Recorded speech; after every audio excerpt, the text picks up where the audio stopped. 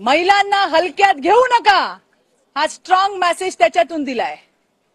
तुम्हाला काय आमचा नवरा काय करतो, आमची पोरं काय करतात, तुम्हाला काय करायचंय हो?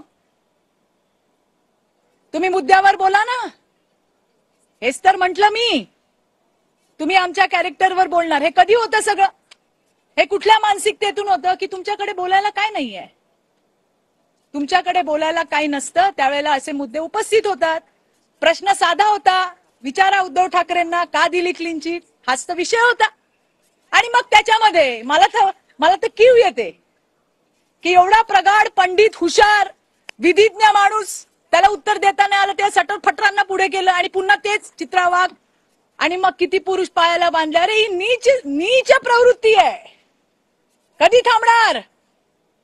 पुरुष नाही यांच्यासारख्या, म्हणजे आता त्याला समजायला पण अक्कल पाहिजे ना, कारण यांच्या डोक्यात या घाणेरड्याशिवाय स्त्री आणि पुरुषाला जोडण्याच्या शिवाय यांच्या डोक्यात काही नाही।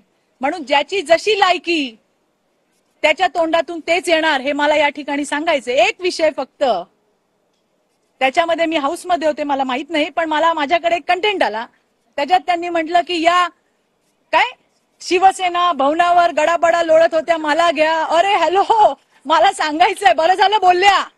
अरे थोडी माहिती घ्या यार, त्यावेळेला तुम्ही नव्हतात।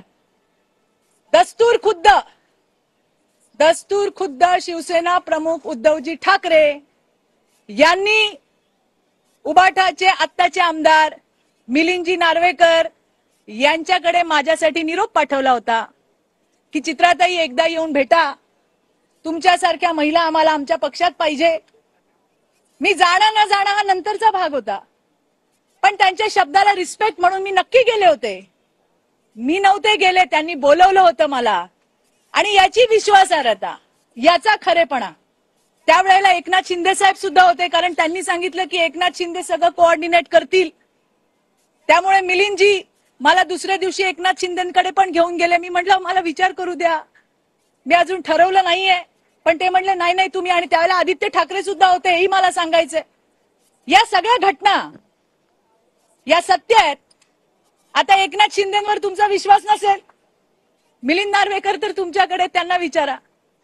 तेच मला घेऊन गेले त्यांच्याकडे, स्वतः उद्धवजी ठाकरे यांनी निरोप पाठवले की चित्राताईंना भेटायला घेऊन ये, आणि त्यांच्या शब्दाचा मान म्हणून मी तिथे गेले होते। एकच चांगली गोष्ट तिथे झाली की माझी खूप वर्षापासून इच्छा होती की मला बाळासाहेब जिथे बसायचे त्या खुर्चीचं दर्शन घ्यायचं होतं, आणि मी उद्धवजींना विनंती पण केली की उद्धवजी जिथे बाळासाहेब बसतात मला तिथे जाता येईल का? त्यांनी आदित्य ठाकरेंना सांगितलं।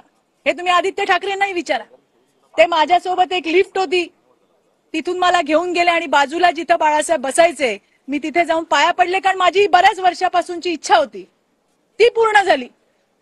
आणि हा सगळा घटनाक्रम बोलण्याआधी उद्धवजींना विचारा, आदित्य ठाकरेंना विचारा, मिलिंद नार्वेकरांना विचारा, आणि जमलं तर तुम्हाला शिंदे साहेब सुद्धा सांगतील, कारण ते सुद्धा त्याचा एक भाग होते।